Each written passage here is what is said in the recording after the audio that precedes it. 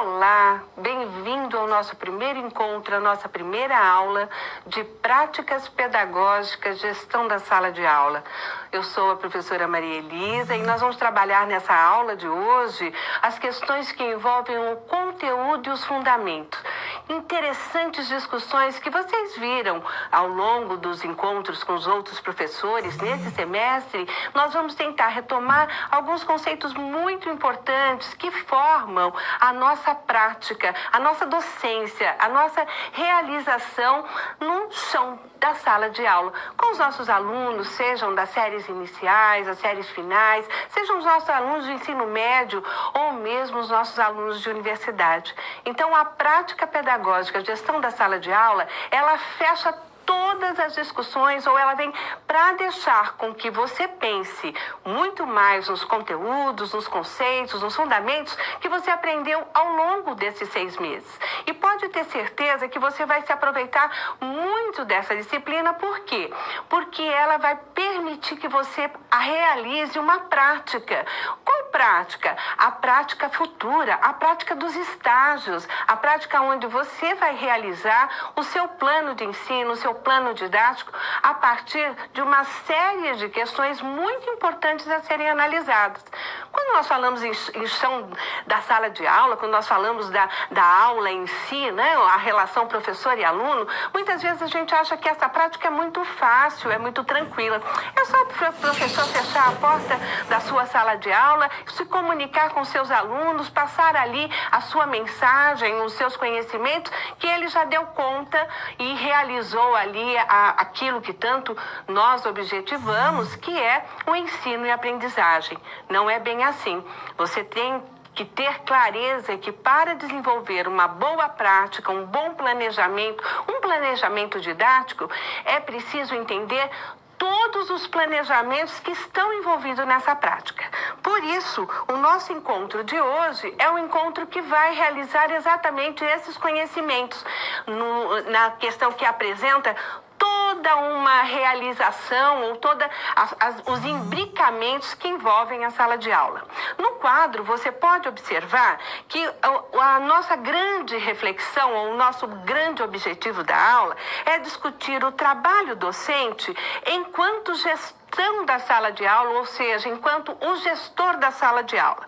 E nesse trabalho docente, ou seja, aquilo que nós estamos nos planejando para desenvolver, né, aquilo que nós vamos realmente buscar na prática para a realização, nós vamos ver que uma das principais questões que está envolvido é o planejamento. E o que é esse planejamento? É o planejamento didático, é o planejamento que envolve todas as etapas, né, vamos dizer assim, todas as categorias anteriores que vão nos levar a um bom plano de ensino. Também vamos discutir nessa unidade a atuação em sala de aula.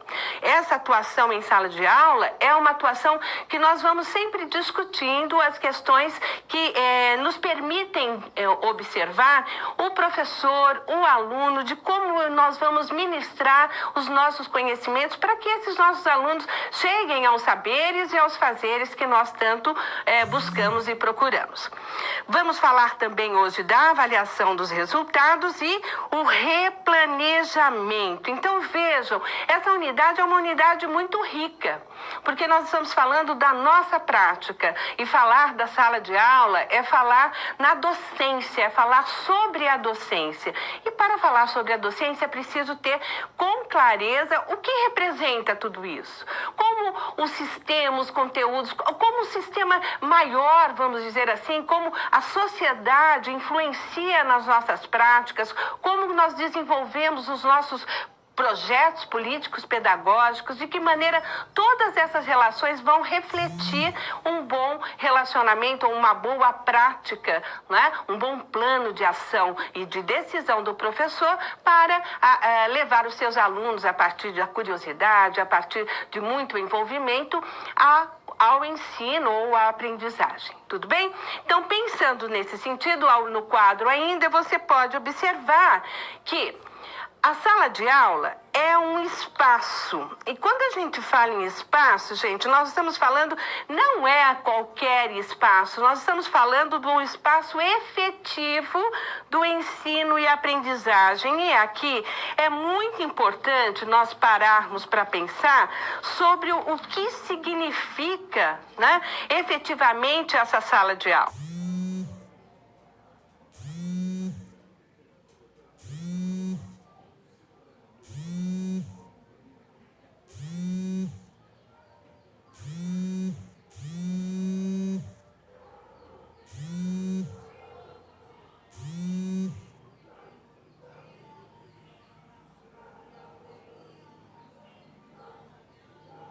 Quer dizer, esse espaço é um espaço sagrado, é um espaço de reflexão. Mas é um espaço sagrado de reflexão que ele é articulado com o quê? Com as legislações, com as políticas educacionais, com as teorias, né, os diversos saberes, os diversos conhecimentos, os fundamentos que vão dar aí todo o processo de cientificidade e com a postura e a atuação do professor. Aqui eu queria chamar um pouquinho de atenção de vocês em relação a esse imbricamento. Você percebeu? Quando falamos na sala de aula, estamos falando de todo um processo legislativo, um processo de políticas educacionais. Então, nós estamos falando da gestão educacional. Então, maior que a gestão da sala de aula, ou mesmo está imbricado na gestão da sala de aula, a gestão da educação. Dentro deste processo da gestão da educação, nós estamos dialogando, então, com todos os atores ou sujeitos da escola, com todos aqueles que fazem, não é? Ou estão presentes no dia a dia da escola e que com esse dia a dia refletem nos conhecimentos, nas atividades, na elaboração que o professor tem que fazer, na elaboração que se espera desenvolver dentro da sala de aula. Ainda no quadro, podemos ter a continuidade de entendimento de que, a partir dessa atuação, dessa postura do professor, que envolve toda uma formação pedagógica, uma formação de conhecimento, eu sei que aqui nós estamos dialogando com diversos cursos, né? Diversas licenciaturas e, portanto, todos nós buscamos ser professores, docentes, né? Sabedores ou aqueles que trazem saberes dentro das nossas formações específicas. E dentro dessas formações específicas, nós vamos trabalhar as concepções. Que concepções? Bom, as concepções que são adotadas na educação e que aparecem, estão desenhadas no processo do currículo. Então, é importante aqui pararmos para compreender ou pensarmos que observar a sala de aula, ela deve ser observada a partir de duas perspectivas enquanto pensamos em espaço. O espaço físico, o espaço onde as relações vão sendo tecidas, vão sendo aí encaminhadas as suas trajetórias e os conflitos, e ao mesmo tempo o espaço das múltiplas determinações.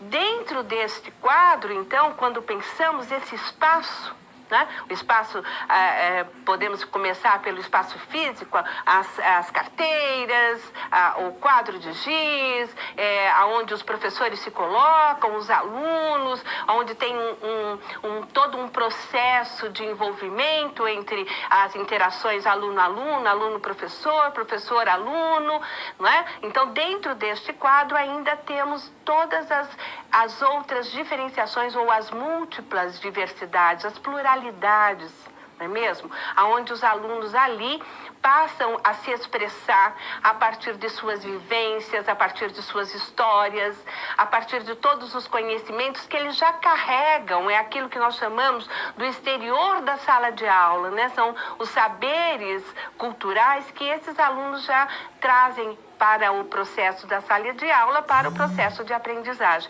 Então, o professor tem que ter muito bem entendido isso, controlado isso em seu entendimento, em seus saberes, para que quando ele for desenhar o seu plano de aula, o seu plano didático, ele pense dentro de um planejamento maior. Então, olhe como é importante o planejamento, não é? O planejamento para o ensino e a aprendizagem dos nossos alunos, ele passa, então, repito novamente, pela gestão da educação e pela gestão da sala de aula.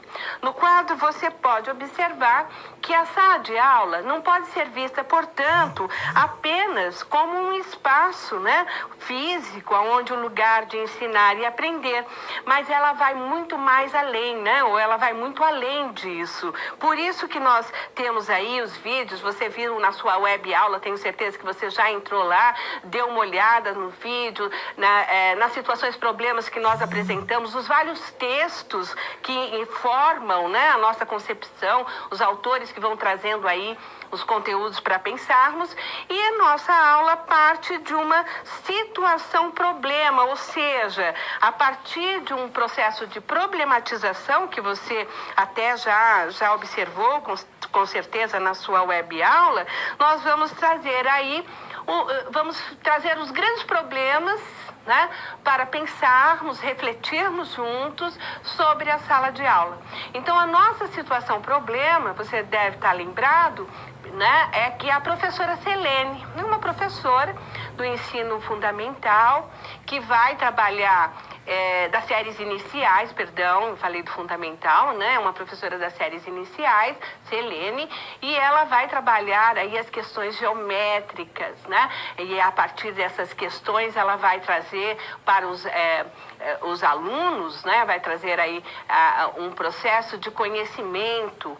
E a partir desses conhecimentos, ela vai estabelecer suas estratégias, seus planejamentos, a sua forma, o que ela espera com aquelas atividades e tudo mais. Então, dentro do quadro que nós temos, nós podemos ver que no vídeo desta unidade, você assistiu à aula da professora Selene Colette, né, que trabalha a questão que eu falei dos geométricos, os sólidos geométricos com seus alunos, né? Ela busca naquele processo de entendimento com as crianças desenvolver, a partir do seu planejamento, conhecimentos importantes para o desenvolvimento da criança. E nessa turma, nós estamos falando dos anos iniciais, então, na realidade, estamos pensando aí em crianças de 6 a 10 anos que estudam numa rede pública, né, numa rede pública municipal.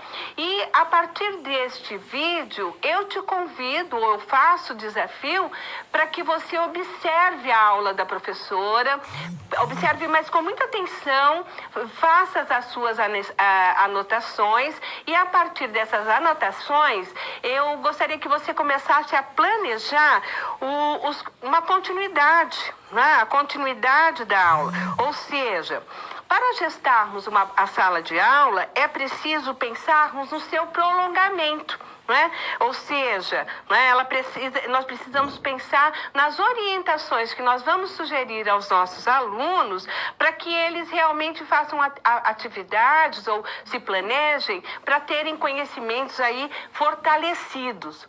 Então, vamos pensar um pouco aqui. Esse desafio que eu estou convidando você é um desafio onde você vai observar, né? A partir da sua observação, você vai trazer os elementos que você observa que podem ser ou podem dar continuidade à aula da professora sobre os sólidos geométricos, não é? Então, ela te dá aí pistas para que você desenvolva isso, e a partir dessas pistas, você vai começar a se questionar. Então, vamos aos questionamentos. O que você tem que pensar? Olhem no quadro. Primeiro, você tem que perguntar o seguinte: o que deveria vir como continuidade desta aula? Né? Então, a professora Selene, né, ela apresentou lá, ela deu toda uma estratégia, ela mostrou para vocês algumas pistas de como ela está trabalhando ou como ela pretende dar continuidade à sua aula, e eu queria saber como que você daria essa continuidade. Então, não esqueça de registrar, porque o registro é muito importante para nós, porque nos leva depois a planejar mais profundamente nossas aulas, não é mesmo? Também perguntaria o que o professor precisaria pensar para os próximos dias da semana. Como a professora Selene deveria estabelecer uma continuidade, que nessa aula, quando nós estivermos aí conversando um pouco mais para frente, você vai ver que eu chamo isso de sequência didática. Como que a professora precisaria trabalhar aí os próximos dias da semana? E depois, o que você acha? Como que ela deveria levar aqueles sujeitos da aprendizagem, né, a agir de forma coletiva que buscasse realmente os seus conhecimentos? Então, a situação problema da professora Selene vai demonstrar que todo esse trabalho que nós temos aí, toda essa forma de instrumentalização. Lembre-se que a gestão da sala de aula é uma gestão que envolve todo um processo. Eu preciso que você guarde isso. Então, não é simplesmente trabalhar ou abstratamente pensar em algo e já colocar na prática, achando que aquilo vai dar certo, sem todo um planejamento. Porque você sabe que muitas vezes a gente planeja, né, as coisas, elabora abstratamente dentro do processo da construção abstrata, da construção mental, como nós gostaríamos que a nossa aula saísse, e de repente, na prática, muitas questões, né, que muitas vezes não são nem da tua, vamos dizer assim, da tua responsabilidade ou da sua decisão, eles fogem do controle. E aí, o que você vai fazer? Né? A professora Selene também tem que pensar nisso. Então, a sala de aula é um universo, é uma realidade onde nós temos que realmente, a partir dos nossos saberes, então você vai ver como é importante a fundamentação teórica, os saberes dos professores, como é importante esses saberes estarem interligados com a realidade concreta, porque é a partir desses saberes, das fundamentações, dos conceitos estudados, tudo que vocês viram, olha, vocês tiveram fundamentos, né? Fundamentos didáticos, vocês tiveram a didática, fundamentos da história, da educação, vocês tiveram disciplinas como a educação de jovens e adultos, vários conhecimentos, várias fundamentações, várias teorias, né? Vários pensadores que apresentaram pistas ou mostraram, deram a vocês condições de, a partir desses conhecimentos, a partir desses fundamentos, decidir qual seria a melhor ação. E é isso que a gente faz no dia a dia. Parece muito teórico, mas não é não. É a partir desses conhecimentos que nós vamos adquirindo, essa fundamentação, que nós vamos ganhando estofo, né? Nós vamos ganhando confiança, é que nós nos apresentamos aí na nossa sala de aula. E a partir disso, os nossos objetivos, eles pelo menos passam a ser realizados, quer dizer, nós buscamos realizar os nossos objetivos a partir de todo esse processo. Então, dentro dessa lógica que aqui nós estamos pensando, no quadro você pode observar que a ideia, né, articulada desses conhecimentos da professora Selene, ela vai nos dar vai nos levar, né, à ideia dos conhecimentos e da gestão da organização da sala de aula dentro de um processo que não depende apenas, né, dos nossos procedimentos individuais, mas depende de todos os procedimentos coletivos. Por quê? Porque esses procedimentos coletivos vão fazendo o processo de mediação dos nossos comportamentos, a mediação dos nossos entendimentos, da compreensão daquilo que nós buscamos. Bom, aqui neste quadro, então vou chamar a atenção primeiro para que vocês o vejam, articulando a teoria e a prática, é o primeiro momento que nós vamos falar, então, sobre o planejamento. Então, como é importante planejar. Mas o planejamento não surge do nada, não é? O planejamento, nós podemos, a partir das leituras que vocês já realizaram, tenho certeza, podemos observar que ele é apresentado a partir de 3 níveis. Então, toda vez que nós falamos em planejar, ou planejamento da gestão escolar, ou da sala de aula, da gestão da sala de aula, ou o planejamento das aprendizagens, né, da identidade docente, todos os planejamentos que nós vamos desenvolver, eles partem de uma concepção que não podemos perder de vista, que são os 3 grandes níveis de planejamento. Ou seja, quando nós vamos planejar, lembra que eu comentei logo no início da nossa aula que nós não podemos deixar de pensar, ou não podemos perder a ideia de que o planejamento ele tem o processo externo, que são as influências que nós recebemos, né? As influências da sociedade, as influências políticas, econômicas, sociais, culturais, de um determinado tempo histórico da nossa sociedade, quer dizer, tudo isso muito bem demarcado, não é mesmo? E também passa por um projeto que é decidido no próprio âmbito escolar, quer dizer, depende da perspectiva do currículo, depende da perspectiva da própria escola no qual nós estamos inseridos. Dentro destes 2 grandes níveis, nós vamos encontrar, então, o nível da sala de aula. Por isso que nós chamamos, aquela hora que você viu ali no quadro, o círculo concêntrico. Vamos ao quadro novamente? Esse círculo que nós estamos vendo aqui, né, os círculos concêntricos, eles são círculos que vão nos permitir alcançar os 3 grandes níveis da sala de aula. Então, no primeiro momento, nós temos o nível de sala de aula, que é o nível que envolve o quê? O sistema das redes de ensino. O que são essas redes de ensino? Bem rápido, você já fez a leitura que nós pedimos, né? Esse artigo está lá disponível para você, e hoje mesmo na nossa aula atividade nós trabalhamos um pouco com esse questionamento. O primeiro nível é o nível das redes de ensino, ou seja, é o nível do planejamento do âmbito maior do sistema de ensino. É aquele que mostra como o Estado intervém necessariamente na educação. Alguns autores colocam que é o nível onde as realidades políticas, onde as situações, vamos dizer assim, políticas, econômicas, sociais da nossa sociedade, elas vão se manifestando.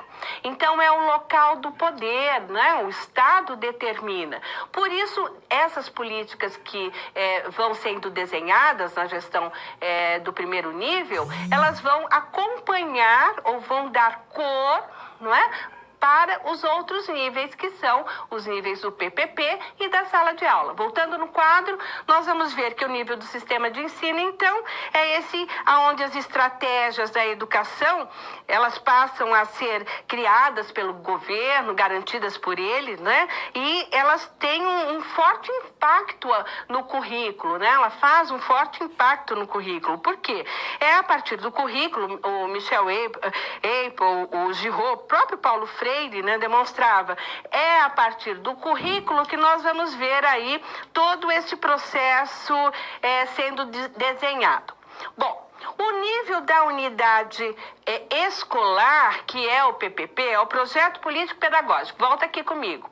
O Projeto Político Pedagógico é quando nós estamos falando da coletividade, de todos os sujeitos e todos os agentes da escola que vão parar, pensar a partir do sistema de rede, quer dizer, a partir das informações, a partir da própria intervenção, ou do modelo, ou da ideia que se tem, não é, de sociedade, vão desenhar ali que tipo de indivíduos, que tipo de sujeitos nós estamos criando ou construindo a partir da educação, ou se não construindo, né, envolvendo a partir da educação, para que esse sujeito venha a atender às liberdades, à democracia, o processo ético, né, de construção de cidadania.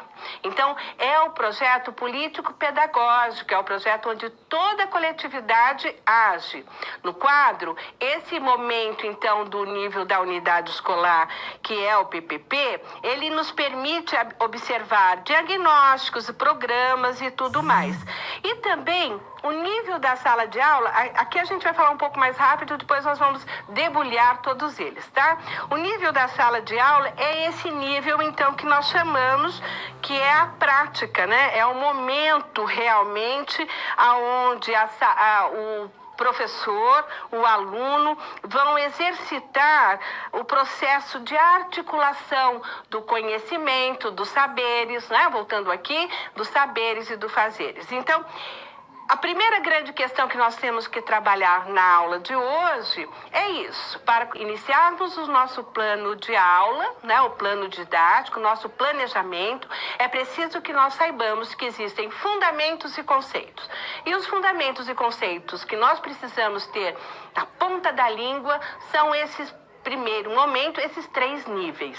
Então, o nível 1, vamos voltar a entender um pouco melhor, ele cria estratégias, busca diagnóstico a partir do quê? Ele se manifesta através das políticas públicas, do impacto do currículo, da importância da avaliação, do financiamento, né? Então, a educação, ela passa por um financiamento de Estado, de governo, e esse financiamento vai determinar a sua própria expansão, a forma que ela vai aí se qualificar dentro do processo, por acompanhamento sistemático das nossas ações, né? Então, é o acompanhamento sistemático, há um acompanhamento não só dos órgãos governamentais, mas a própria, de todas as estratégias, né? Por todos os órgãos diretivos e pelo processo da ideia de autonomia educativa. Então, esse é o primeiro nível e a partir desses, vamos dizer, desses diagnósticos, dessas estratégias, nós vamos desenhando aí o que vai chegar na sala de aula. O nível 2, que é o nível que nós falamos do PPP, não é mesmo? É o nível onde a organicidade, então é bom lembrarmos que a organicidade do ensino e da aprendizagem, ou do próprio entendimento das disciplinas, né? Dos professores como agentes ativos dentro do processo da educação, eles vão aí sendo desenhados por todos aqueles que pertencem a esse processo. Então, o PPP, Projeto Político Pedagógico, ele vai definir as nossas metas, né? Trazer as orientações programadas, vai buscar qual a concepção de homem, de ser humano, quais são os princípios e as categorias que nos envolvem, né? Ou que se espera dentro do processo, o diagnóstico, é claro, e a avaliação, e assim a orientação novamente. É interessante observar que o próprio Saviani, ele coloca, né, que o Vasconcelos, ele fala que o projeto político-pedagógico, ele é marcado por 3 grandes momentos. O momento do marco referencial, que é onde nós discutimos as questões aí dos conteúdos, da forma como nós vamos trabalhar o processo, definirmos o processo do projeto. Ele vai discutir a questão do diagnóstico, né? Então, o momento de como será avaliado, como que nós trabalharemos este processo do ser, do fazer, não é? A ação docente e a posterior ele vai trabalhando então todo esse referencial que é a programação, quer dizer, como eu me programo, como eu trago isso para o exercício da sala de aula. Então, o projeto político-pedagógico é o segundo nível, um nível muito importante, e é ele que vai me dar pistas para desenvolver o terceiro momento, o terceiro nível, que é a gestão da sala de aula. Olhem lá no quadro. Dentro dentro desse, ainda falando sobre o projeto político-pedagógico, ele deve articular a prática pedagógica crítica, reflexiva dos professores, deve servir como base para os projetos dos professores na escola, ele deve partir com o pressuposto coerente dos documentos. Não podemos esquecer que todos esses processos, eles têm uma legislação, ele tem um norte a ser seguido para influenciar, então, os planos didáticos, o ensino, as atividades, as tarefas, as avaliações e tudo mais. Então, esse processo é um processo que vai ocorrendo buscando aí, a partir das equipes dirigentes, a partir de todo o coletivo do interior da escola, os processos reflexivos, quer dizer, como nós queremos que os nossos alunos saiam, né, e realmente estejam seguros a partir dos conhecimentos, a partir dos saberes, não é? Ali exercitados, praticados dentro de uma ação do professor. E, por fim, chegamos, então, no projeto de ensino. O projeto de ensino, no quadro, ele traz, então, essa articulação do todo, né? A articulação do projeto político-pedagógico, a articulação do sistema de redes, onde se defere os principais conteúdos, as principais questões que envolvem o currículo, e aí nós partimos, então, para a sala de aula. E aí nós temos os planos de ações, então são definidos os planos de ação didática do professor. Esse plano de ação implica na ideia do tempo, né? O tempo de aprendizagem, o tempo dos alunos. Nós vamos falar mais para frente sobre a importância desse tempo nas relações da sala de aula e também das relações extra-classe e extraescolares. E é nesse planejamento também que o professor observa de modo singular, em pequena escala, a realização dos propósitos da escola em seu conteúdo histórico-cultural. Lembrando que aqui nós estamos partindo de uma perspectiva histórico-cultural, onde os autores, e aí representados por Libânio, Vasconcelos, o próprio Paulo Freire, né, dentro de uma metodologia, dentro de um método, nós vamos discutindo essas questões de formação dos indivíduos. Então, é muito importante a gente ter essa concepção, né? Todas essas práticas, todas as nossas ações, elas vão ser resultado desses conhecimentos. Mas você já fez a sua web aula 1, não é mesmo? Você viu como as nossas situações, problemas, vão trazendo para você pistas de como exercitar todas essas falas aqui que nós estamos colocando, isso tudo na prática. Porque quando nós pensamos em prática, prática, só a prática, não. Toda a prática tem uma fundamentação, toda a prática tem um conceito que a baliza, não é? Toda a prática, ela reflete os saberes do professor, as experiências, as suas histórias de vida, a maneira pela qual ele já exercitou isso em sala de aula. Então, isso é muito interessante. Você que está aí começando, nós estamos no comecinho da sua formação para a docência, né, na licenciatura, mas você vai ver isso com muita tranquilidade nos outros semestres, quando você vai se sentindo cada vez mais seguro para chegar lá no seu estágio e, a partir das observações, a partir das práticas, exercitar com muita sabedoria o seu plano didático e o seu entendimento aí de sala de aula, né? Que é a prática, é o nosso sonho de licenciatura, não é mesmo?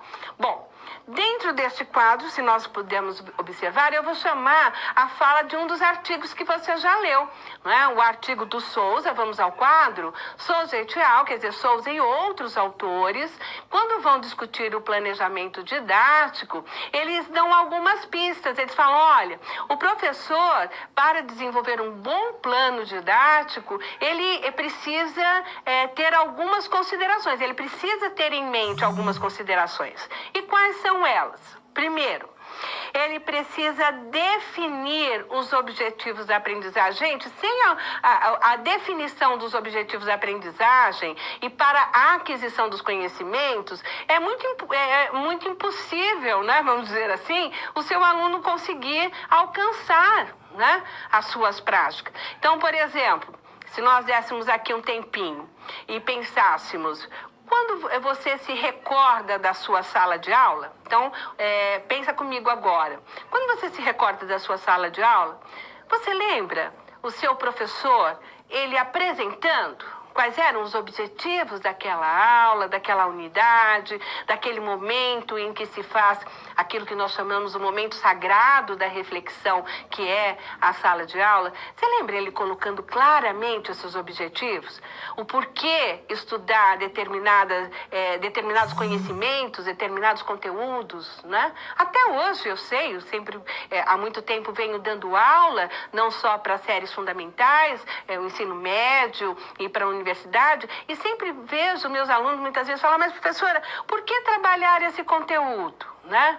Aonde está a interligação dele com a minha prática, com a minha realidade? E aí é a nossa obrigação, enquanto docente, mostrar ao aluno, falar, olha, esses conteúdos, por exemplo, o conteúdo na nossa aula de hoje, ele é importantíssimo, porque ele vai buscar lá nos conteúdos aprendidos, que você já traz, todo esse semestre que você esteve aqui conosco, ele traz para vocês algumas considerações para que você possa, no final, exercer com muita segurança a sua prática, né? Não se esqueça que todas as atividades das web aulas, ela exige que você faça alguma coisa, não é mesmo? Não é só ouvir ou só assistir, não. Ela pede, olha, agora planeje, agora faça o seu plano de ação, agora traga as suas estratégias. Isso é um desafio, que a partir das suas decisões, a partir do que você entendeu, é que você vai desenhar o seu plano de ensino.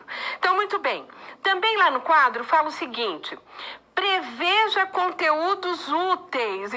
A palavra útil é muito importante aí, né? A compreensão crítica da realidade e a promoção de autonomia.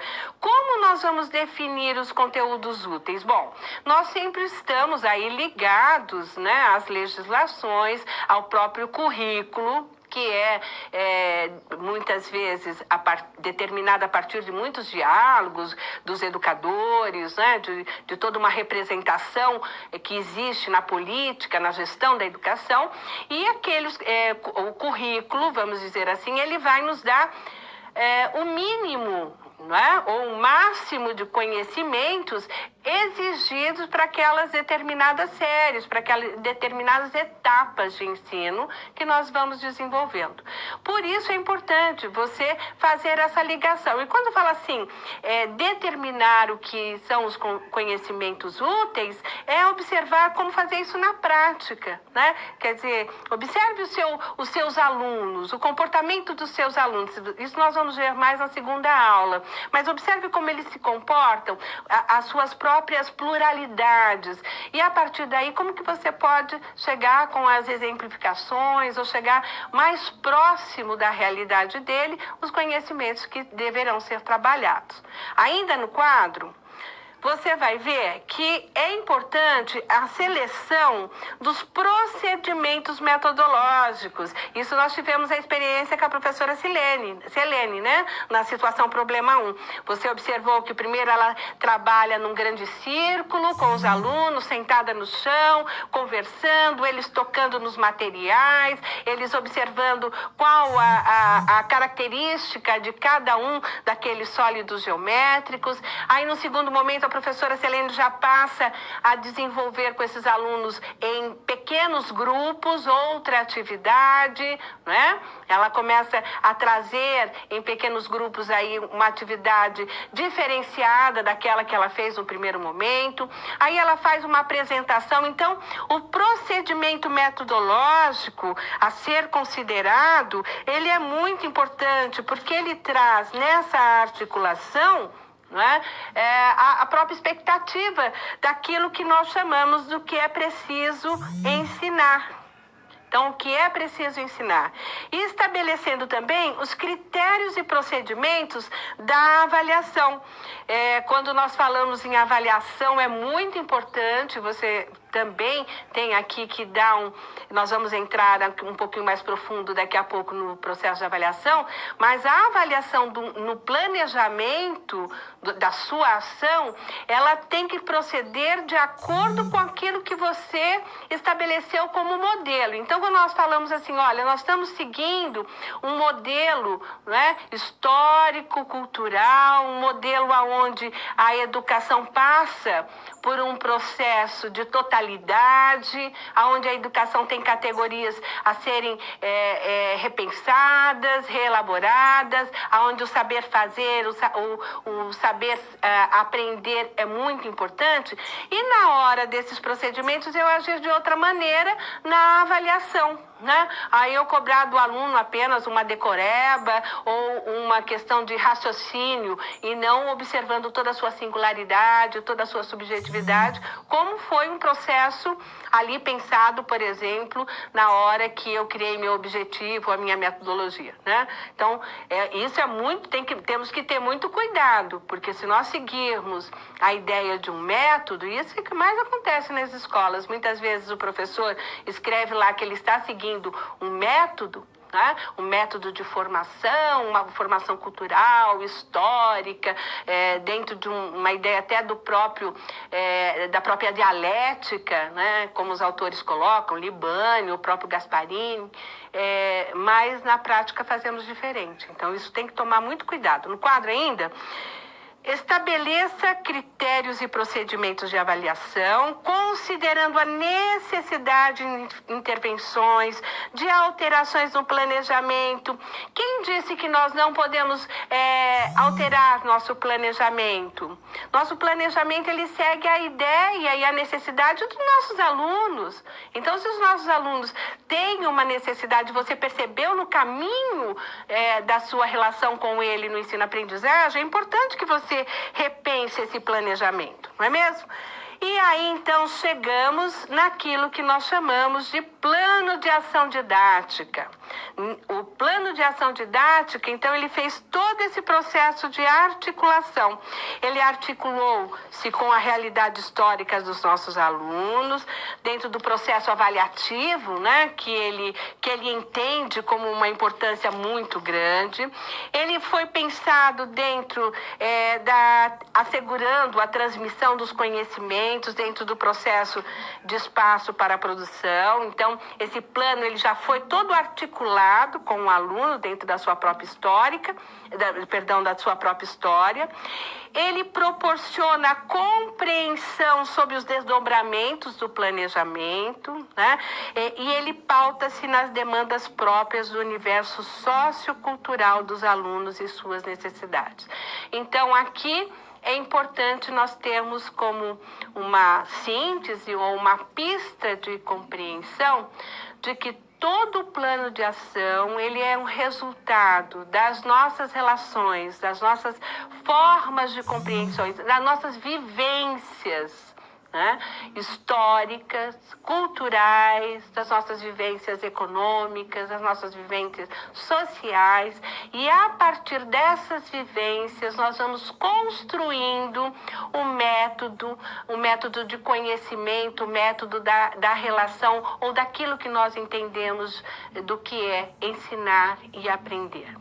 E se isso tudo fica garantido ao nosso aluno, nós podemos ver então que o processo de avaliação, que é decorrente de todo esse plano de ação, né? Ele tem o processo de avaliação, os procedimentos metodológicos, o objetivo e a avaliação, nós vamos ver que ela vai ter um resultado que nos permite realmente enxergar ou entender o ensino e a aprendizagem dentro de uma outra lógica, não somente pela lógica da quantificação, né? A nota pela nota, mas sim o entendimento da avaliação enquanto um processo de totalidade, um processo onde o indivíduo consegue compreender todas as ações que foram ali exercitadas, vivenciadas com ele, na relação aluno-aluno, aluno-professor, professor e alunos, e a partir disso ele consegue nos dar uma resposta com certeza positiva. É isso que esperamos. Esperamos que o nosso plano de ação tenha essas características ou essas categorias muito bem formadas, muito bem pensadas.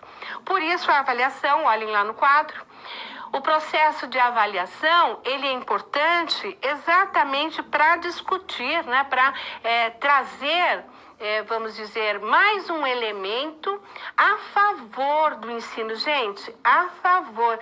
A avaliação não é um momento de apavorar os nossos alunos, né? É um momento reflexivo, é um momento da definição do tempo, da promoção do estudante. A avaliação, ela deve ser vista como um processo que articula. O que ela vai articular? Ela vai articular o PPP, né? Ela vai articular os sistemas de rede, o planejamento educacional, o planejamento enquanto todo e o plano, né, de ação do professor. Então, é onde os conhecimentos realmente são ali legitimados e aquele legado cultural que a gente espera, né, que nós esperamos que nossos alunos levem para a sua vida toda, é a partir disso que nós estamos avaliando. Então, a partir desses conhecimentos que nós acreditamos que para o aluno será muito importante em determinados momentos de sua vida, ou no trabalho, ou nas suas práticas diárias, ou para sua formação de ser humano, não é? É isso que tem que ficar enquanto entendimento do processo de avaliação. Ainda no quadro, você vai ver que, então, assim como Souza nos diz, que avaliar o desempenho do educando não pode se tornar um mecanismo de coerção. Né? Tem até aquelas falas assim, né? O aluno pergunta, isso sai muito nas redes sociais, o aluno pergunta, professor, o que vai cair em prova? E ele fala, lágrimas, né? Isso até fica uma brincadeira até muitas vezes que a gente dá risada, brinca, acha bonito, mas isso é uma forma de coerção mesmo, né? É aquilo que muitos dos nossos professores já fizeram até conosco. Por parte do professor, um exercício arbitrário, né? Um exercício onde a gente mostra o nosso poder. Ah, você não ficou quieto? Então agora você vai ver. Prova, né? Quantas vezes na educação básica nós observamos que colegas da gente que faz um discurso de uma metodologia moderna, avaliativa, né? Uma metodologia que avança, dialética, sociocultural, e que no momento da avaliação ele fala, agora, lembra aquele grupinho que não me dava atenção? Então agora você vai ver, você vai se ferrar. Olha que coisa feia e estranha, não é mesmo? No quadro ainda, você vai ver que a avaliação como um mecanismo disciplinar é uma avaliação que traumatiza. Isso ocorreu e ocorre até hoje nas nossas vidas, né? Ela anula nossas individualidades. Ela, mediante a imposição da visão de mundo daquele que pretensamente, olha lá, pretensamente detém o saber. Então, isso é importante, nós não perdemos de vista que esses professores, a Jussara Hoffmann, né, ela comenta exatamente isso, que a avaliação tem que ser ao contrário. A avaliação, ela deve ser um processo contínuo, um alerta permanente para o professor. É a partir da avaliação, nas mãos do professor, deve se tornar um importante instrumento de regulação do seu próprio trabalho. Gente, isso é muito importante. Veja você como é importante. A sua avaliação vai demonstrar como o trabalho do professor foi realizado. avaliação é uma mediação mesmo, é uma partilha. Se você for muito bem, eu também fui muito bem. Agora, se você tem algumas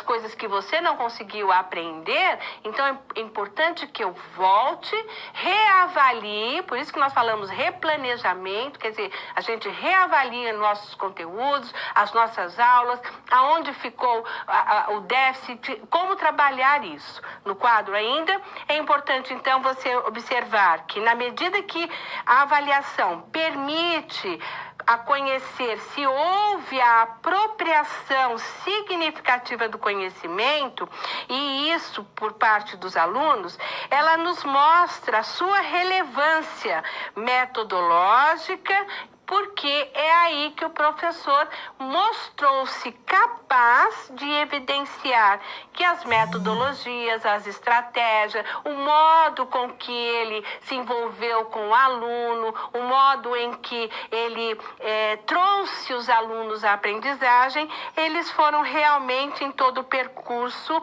positivamente conhecidos. Então, isso é importante porque ela faz com que o professor reveja, ele faça uma reflexão, não é mesmo?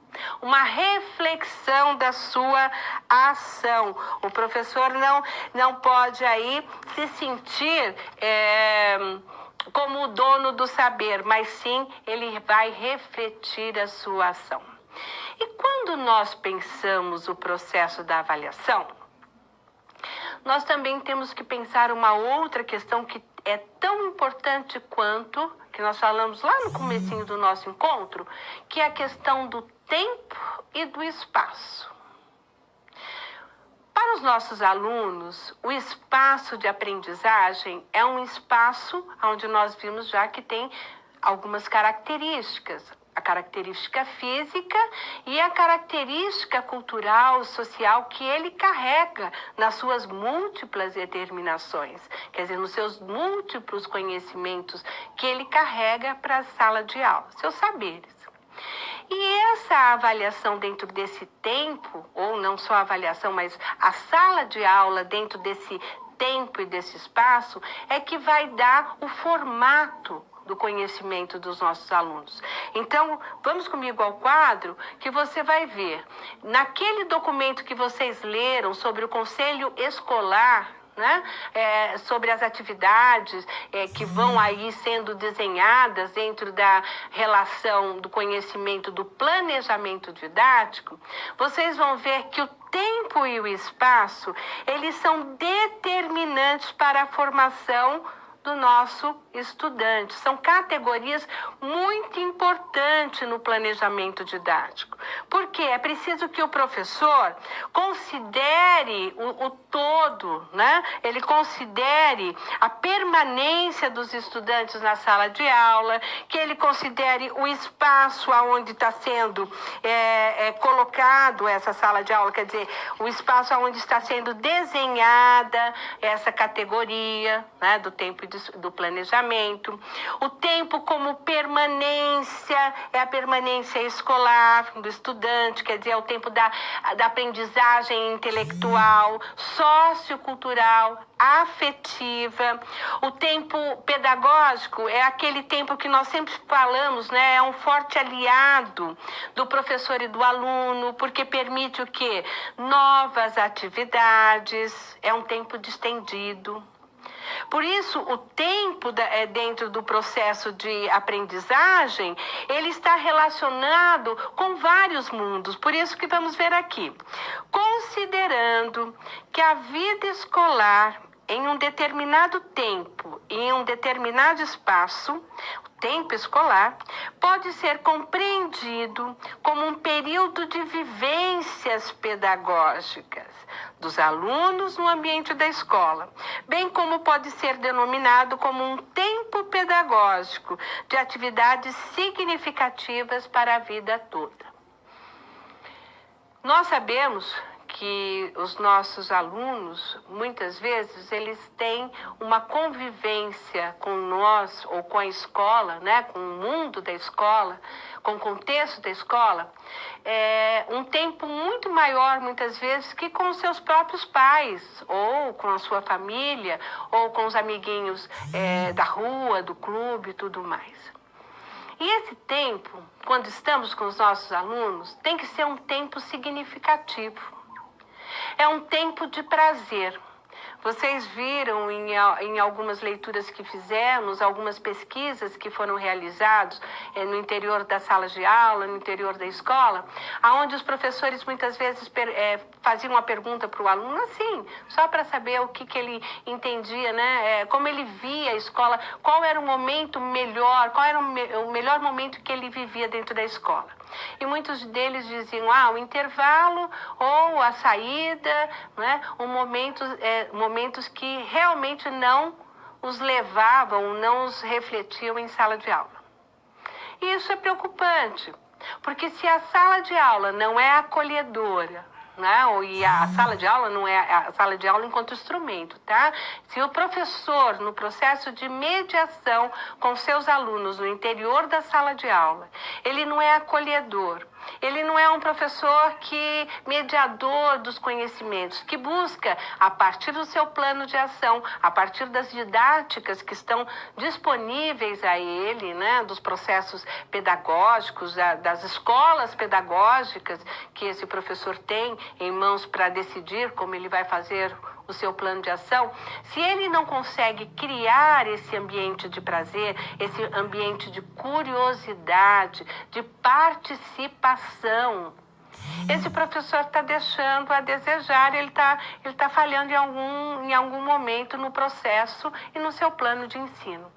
Então, o tempo escolar é um tempo pedagógico que o professor tem que buscar exatamente essa vivência que vai ficar marcada na memória de seus alunos. Você lembra do seu tempo escolar? Seu tempo pedagógico? Seu tempo no interior da sala de aula? Quais foram as principais atividades ou quais são os momentos que você guarda na sua memória que foram tão significativos, tão importantes para você?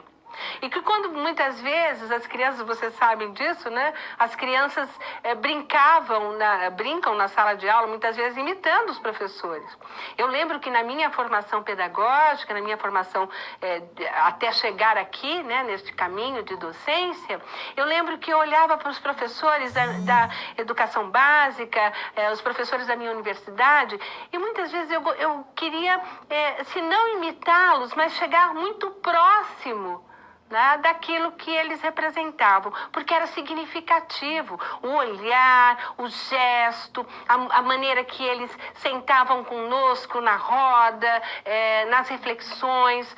Então, esse tempo pedagógico, ele vai refletir tudo isso, essas vivências. Por isso que ele é tão importante, que nós não podemos, quando planejamos nossa aula, nossa ação didática, né, o nosso momento de atuação, nós não podemos esquecer da grande importância que é o tempo das vivências pedagógicas, o tempo vivido no interior da sala de aula. Nós temos que ter saudades disso. Eu tenho algumas saudades, espero que você também as tenha.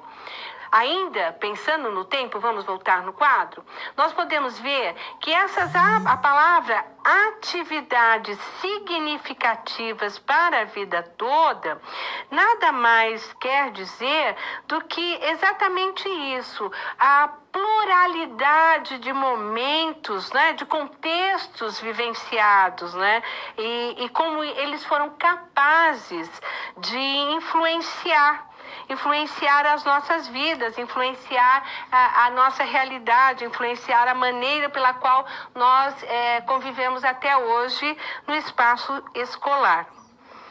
Ainda discutindo um pouco mais sobre essa questão significativa da ação pedagógica, do tempo pedagógico, nós vamos ver que essas discussões que nós estamos trazendo aqui, essas citações, é do nosso segundo texto, tá? Do Conselhos Educativos, e aonde eles comentam, eles trazem, os autores, a ideia de que O tempo pedagógico é aquele que possibilita a apropriação significativa e que será conduzido pelas políticas educacionais em nível de sistemas ou redes de ensino, bem como pelas decisões internas que são internas à escola, que são aí os projetos políticos pedagógicos.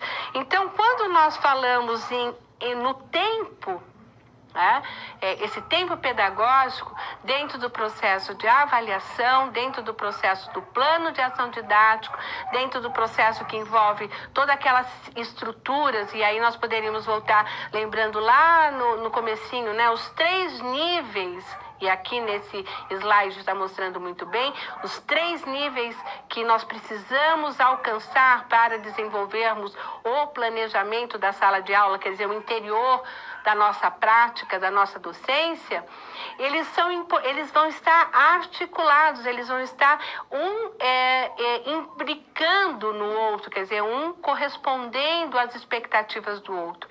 Então, quando nós falamos assim, olha, todas essas práticas que vão ser desenvolvidas nesse tempo pedagógico, elas estão incluídas aonde? Lá no nível 1, no sistema de redes, né?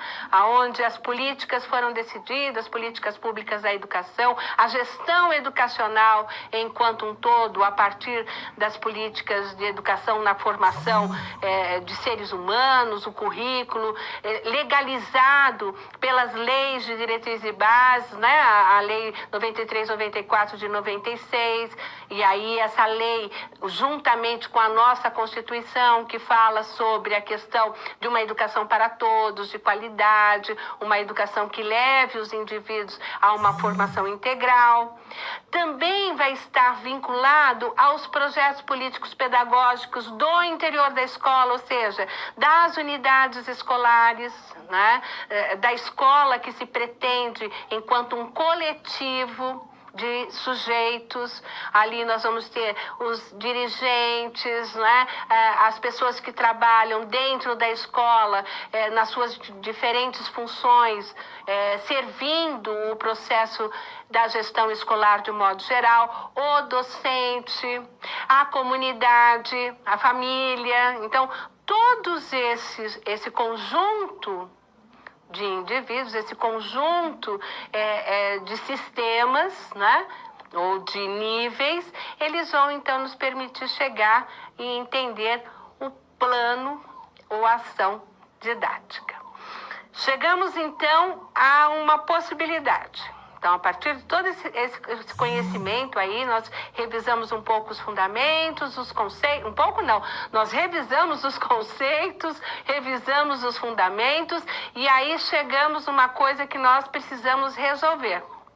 A continuidade, lembra que nós falamos? A continuidade da aula da professora Selene sobre a questão dos sólidos geométricos. Você já pensou como que você vai dar essa continuidade? E o que representa essa continuidade? Então, nós chegamos aí a algumas pistas para que a gente resolva a situação problema. E a situação problema, então, vamos lá ao quadro, ela vai nos permitir observar que é necessário que o professor compreenda a importância da organização das categorias, para nós chegarmos lá na resolução do problema, tá?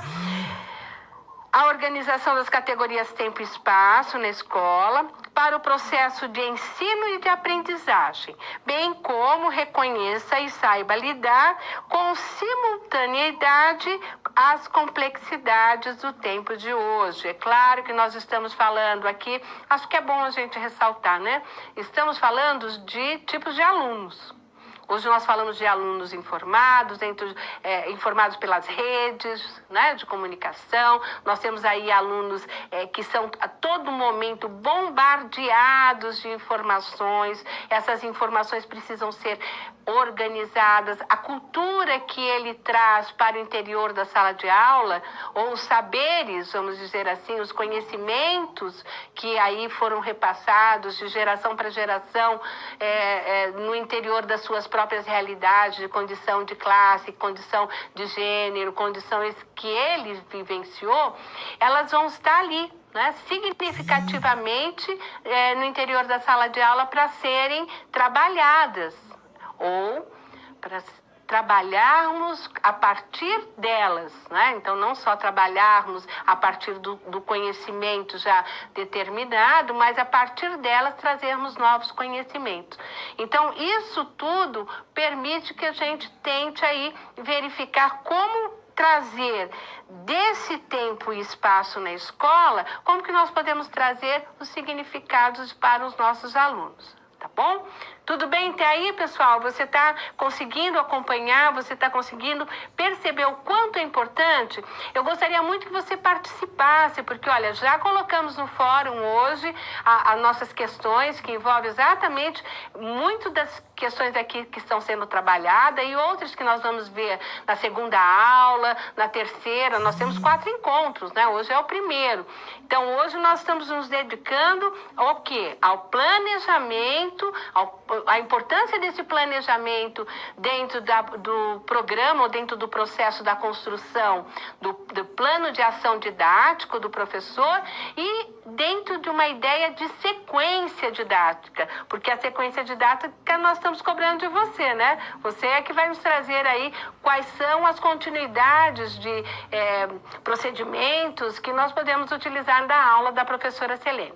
No quadro, nós podemos, então, iniciar a resolução dessa situação-problema a partir de algumas sugestões de direcionamentos. Então, você viu lá no vídeo, você assistiu a aula da professora Selene Colletti, você viu que ela estava trabalhando com uma turminha dos anos iniciais do ensino fundamental, da escola pública, municipal. Eu acredito que ali nós tínhamos crianças de 6, 7 anos, né? A professora trazendo para eles a curiosidade no manuseio, no primeiro momento, na resolução dos problemas que ela ia colocando a todo momento. Você observou que a professora, a partir das suas atitudes, atividades, você conseguiu observar e registrou, fez anotações, pois esse era o nosso desafio, é o nosso desafio, que é você trazer uma continuidade da aula da professora Selene. Então, o desafio, eu acredito que você já realizou, que é trazer estratégias ou como você daria continuidade às práticas da professora Selene. E essas práticas, essa continuidade, você construiu ou está pensando, com certeza, a partir do quê? A partir dos fundamentos, a partir do entendimento dos 3 grandes níveis que envolvem o plano de ação. Né? Então, a partir de todos esses conhecimentos que você já percebeu, externos e internos, do interior da escola, do exterior da sociedade, que envolve todo esse... A escola está dentro de um mundo, né? Quer dizer, a escola não é simplesmente fechar uma sala e achar que pode... trabalhar da forma que quiser. O professor tem autonomia, sim, o professor é que decide a sua ação, o professor tem os seus saberes, mas seus saberes estão todos vinculados aos níveis que nós aqui trabalhamos, né? Então, é importante saber como que você deu essa continuidade. E para nós, essa continuidade vai receber o nome de sequência didática, que você também fez uma leitura. Nós temos lá um texto que lhe dá a explicação do que vem a ser a sequência didática. No quadro, você com certeza observou, para responder à sequência didática, o que deveria vir como continuidade da aula, o que o professor precisaria pensar para os próximos dias e depois disso. Então, essas foram as perguntas que nós fizemos lá no início da aula. E para isso, então, nós vamos trazer uma sugestão, que é: para realizar uma boa gestão de sala de aula, então aqui a palavra boa como um processo subjetivo, né? Mas dentro do entendimento da docência, aquilo que é considerado planejado, aquilo que é considerado pensado, né? exige-se que, dentre outros elementos, o professor use adequadamente o planejamento. Então, para seguir esse processo da gestão da nossa sala de aula, nós temos que ter um planejamento. E um planejamento considerado bom, né? Um planejamento que considerou todas as etapas anteriores, todos os níveis que envolvem o fato de planejar.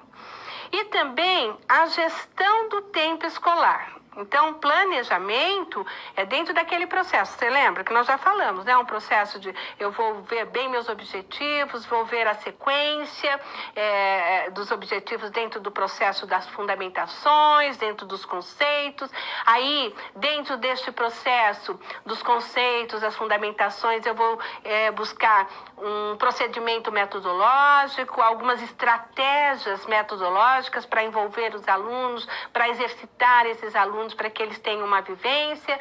Faço o processo da avaliação dentro da ideia da própria construção dos saberes que ali foram estabelecidos de uma forma qualitativa, quantitativa, mas trago aos alunos para tentar observar se meu planejamento deu certo, se há uma necessidade que eu replaneje, né? Faça um replanejamento para iniciar todo o processo do ensino-aprendizagem. Então, essa prática é o que nós chamamos de um bom planejamento.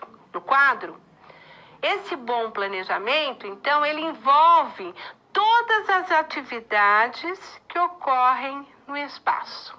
No espaço de onde mesmo? Da sala de aula.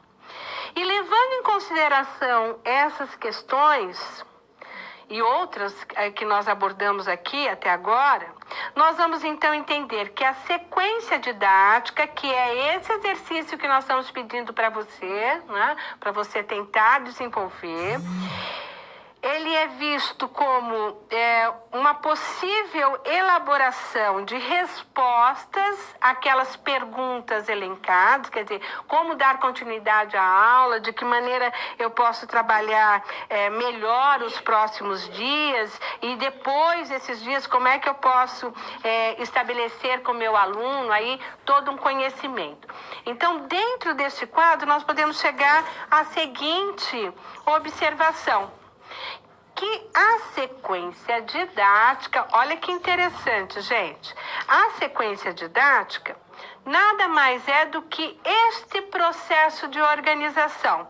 Então, eu organizei os diversos conteúdos, né? E aqui falando para todas as licenciaturas, então, vamos pensar aqui, nós estamos falando com as licenciaturas, por exemplo, de matemática, de física, de biologia, né? As próprias pedagogia, as ciências sociais, sociologia, história, geografia. Então, a partir de cada particularidade, de cada singularidade da disciplina que eu, professora, vou ministrar, eu vou então escolher ou trabalhar os conteúdos, sempre balizada, né? Sempre aí envolvida dentro do quê? Dentro do currículo, né? O currículo estabelece aquilo que se entende como saberes importantes a serem transmitidos na sala de aula para que os alunos deem continuidade de geração a gerações sobre esses conhecimentos. Então, não é assim algo que cai do céu, né? Você tem que buscar esses conteúdos exatamente dentro desse processo que nós vimos lá, no nível do planejamento do sistema de ensino em redes. Então, é esse tipo de entendimento que vai refletir no tipo de indivíduos que nós queremos formar, né, os sujeitos, e aí são os nossos projetos políticos pedagógicos que vão dando essa construção, construindo as disciplinas, mostrando o que cada uma delas deverá tratar no interior dos seus conhecimentos e também o plano de ação do professor. Então, voltando no quadro, os conteúdos são conteúdos que estão interligados à atividade de formação daqueles indivíduos, né? É um conjunto de atividades, de conhecimentos que vão estar interligados. E esses conhecimentos que vão estar interligados e fazendo muitas vezes aí o que nós chamamos da interdisciplinariedade, não é? Igual a prática pedagógica, o que nós estamos fazendo aqui é revendo com você muito dos conhecimentos, muitos dos conteúdos, né, dos fundamentos que já foram apresentados lá na disciplina de didática, na disciplina de história da educação, nas disciplinas da educação de jovens e adultos. Então, muitos desses conhecimentos vocês já carregam consigo, né? Então, nós estamos reelaborando para chegar o quê? Para chegar na etapa de discernir como que o aluno vai trabalhar esses conhecimentos, como que o aluno pode, a partir dessas fases, atender aquilo que nós tanto buscamos, que é o objetivo da aprendizagem, o objetivo maior, que é o objetivo da nossa aprendizagem. Então, tenho certeza que você desenvolveu aí a atividade pensando nesse conjunto organizado. Então, a partir dos seus objetivos, então vamos começar a partir dos seus objetivos do plano de ação, ou da professora Selene, que nós estávamos vendo, ela tinha um objetivo de trazer aos alunos o conhecimento e o entendimento, as características dos sólidos geométricos, não é? A partir das características como elementos definidores do próprio exercício que ela praticou, né, com os alunos tocando no quadrado, diferenciando, né, fazendo aí todo um processo de pensamento, de ação. Dentro disso, ela criou etapas, né, de desenvolvimento, exercitando também os procedimentos metodológicos, porque tudo isso tinha um objetivo a ser alcançado, um objetivo comum a ser alcançado. Então, quando nós pensamos no nosso plano de ensino, nós temos que agir dessa maneira. Você exercitou isso lá na web, quando nós vemos aqueles espaços pedindo para que você exercitasse, quer dizer, criasse o registro dessa ação? Porque aqui, se você percebeu, nós não estamos tratando mais apenas nos nossos pensamentos, das nossas questões abstratas, né? A nossa questão mental. É hora de colocar isso em prática, quer dizer, eu estou convidando você a praticar a construção do seu plano de ação, dando continuidade, ou seja, a professora Selene iniciou uma atividade. O sujeito do conhecimento são os nossos alunos, né? O tema do nosso conhecimento são a questão dos sólidos geométricos. Dentro desses sólidos geométricos, ela apresentou pistas de uma estratégia. Como você desenvolve essa estratégia? Como você está trabalhando essa estratégia? Revendo o quê? Revendo os conteúdos, os fundamentos. Então, no primeiro momento, os planos os 3 níveis de ação que nós desenvolvemos aqui do planejamento. A importância que o sistema de ensino e das redes tem no nosso planejamento. A construção do projeto político-pedagógico, que deve ser realizado de uma maneira coletiva por todos aqueles que pertencem e participam interna e externamente da própria escola, daquela unidade escolar. E a partir disso, do plano de ação do professor e daquele plano de ação inicial que tinha como objetivo apresentar o sólido geométrico, como você irá dar continuidade? Você fez? Espero que sim. Por quê? Porque você, a partir desse exercício, você conseguiu chegar na seguinte avaliação. Olhem lá no quadro. Nós começamos a ver, então, que a partir desse seu exercício, desse trabalho docente, dessa atividade consciente, né, que é o trabalho docente sistematizado, ligado às concepções sociais, ligado às experiências de vida dos alunos, que essa sequência didática ela está articulada às atividades e às unidades de ensino. Então, a partir de tudo isso, nós vamos elaborar ou recordar um pouco mais a questão dos princípios didáticos. Esses princípios didáticos você já viu lá na disciplina de didática. Aqui nós vamos, então, recordá-lo. Primeiro, a valorização dos conhecimentos prévios. Olhe, é muito importante nós não perdermos de vista. O nosso aluno não é uma tábula rasa. O nosso aluno é um sujeito que carrega consigo muitas singularidades, muitas determinações da sua própria existência. E essas determinações, elas são socioeconômicas, políticas, culturais. Então, é muito importante que ao você observar o seu aluno em sala de aula, você observe que ele é esse múltiplo, né? Múltiplas determinações, ele corresponde a essas múltiplas determinações. Você não pode perder isso de vista. No quadro ainda, nós vamos ver que o trabalho é articulado com vários eixos de ensino, né? Esse trabalho tem que trazer um processo de problematização. Veja, nós trazemos em todas as nossas aulas, você vai ver aí na segunda aula, nós vamos trazer situações, problemas que enriquecem o nosso conhecimento, enriquecem a nossa prática. Também nós vamos pensar sobre como organizar os nossos alunos de diferentes maneiras, quer dizer, estratégias coletivas, de que maneira que nós podemos aí atender às necessidades dos nossos alunos de maneira coletiva. Não pode ser uma educação ou um planejamento que não tenha um processo de reflexão. É importante que nós passemos a refletir cada passo, cada atividade, cada momento para alcançar o quê? Para alcançar os nossos objetivos, as nossas metas, a finalidade da própria educação, a finalidade que é o encontro da sala de aula, que é um encontro rico, que é um encontro que você se enriquece, você aprende a aprender com seus próprios alunos, com aquela troca, né, de energia que nós vamos recebendo. Também o processo de interação e sistematização dos saberes. Lembrar que nessa, não sei se podemos dizer troca, mas é no momento onde nós estamos interagindo, nos orientando, a palavra melhor é essa, nós nos orientamos, né? Então eu estou aqui mediando um conhecimento com vocês, fazendo um processo de mediação, de uma maneira de interação, onde eu sei que você está aí, está prestando atenção, está participando de uma forma, de um modo geral do nosso encontro, buscando o quê?